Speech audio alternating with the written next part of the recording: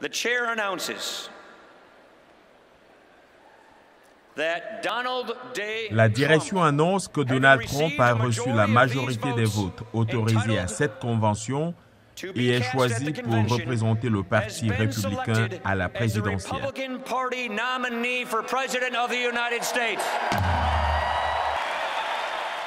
Le clan Trump exulte à Cleveland. Leur père vient de remporter une longue bataille politique commencée il y a plus d'un an. Cette deuxième soirée marque enfin le retour à l'unité du Parti républicain, en tout cas le temps de la convention. Le thème de cette deuxième soirée de débat a totalement été mis de côté. Make America Work Again, remettre l'Amérique au travail, on en a peu ou pas parlé. Donald Trump est apparu en visioconférence depuis sa tour new-yorkaise, encore une entorse à la tradition. Il a remercié les délégués pour leur choix et promis de remporter le scrutin de novembre prochain. Ensemble, et c'est le plus important, on va remettre l'Amérique au sommet. Passez une bonne soirée. Je vous revois mercredi et jeudi et nous allons gagner en novembre. Galvanisé, la foule a écouté Chris Christie, le gouverneur de l'État du New Jersey, celui qui a longtemps été envisagé pour être le colistier de Donald Trump.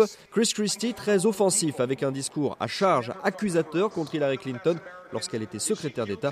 Is Hillary Clinton guilty or not guilty? Il a harangué la foule pour désigner une seule coupable, selon lui, de la politique étrangère américaine, Hillary Clinton. Ce fut efficace dans la salle, moins dans la réalité des faits.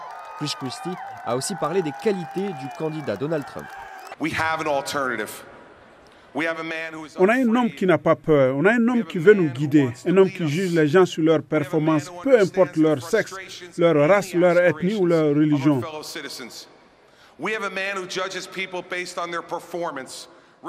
Je vous implore, il ne faut demander moins dans cette élection.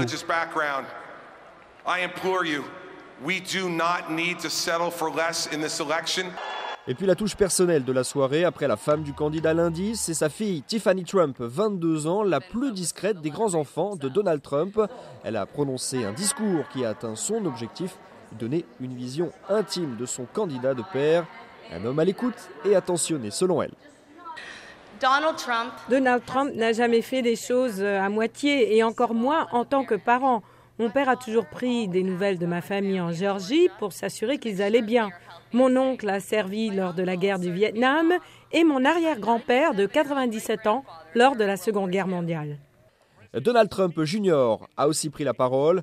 Un discours politique très fort, avec là aussi des anecdotes. Il a expliqué que malgré l'argent, son père l'avait élevé en lui inculquant les réalités du monde du travail.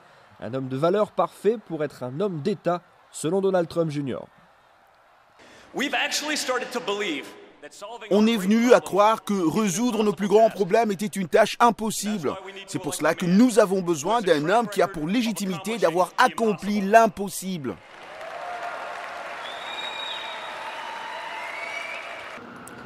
Et ce mercredi, l'humeur est plutôt positive ici après les discours d'hier soir et cette nomination du candidat Donald Trump pour représenter le Parti républicain à la présidentielle. Preuve de cette unité derrière le milliardaire new-yorkais. Les discours qui seront prononcés mercredi soir, on attend notamment Ted Cruz et Marco Rubio, les deux sénateurs.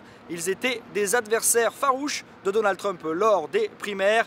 Mais le grand moment de la soirée, ce sera bien évidemment le discours prononcé par Mike Pence, le colistier de Donald Trump, l'actuel gouverneur de l'État de l'Indiana, qui s'exprimera ce soir. Nicolas Pinault, Cleveland, pour VOA Afrique.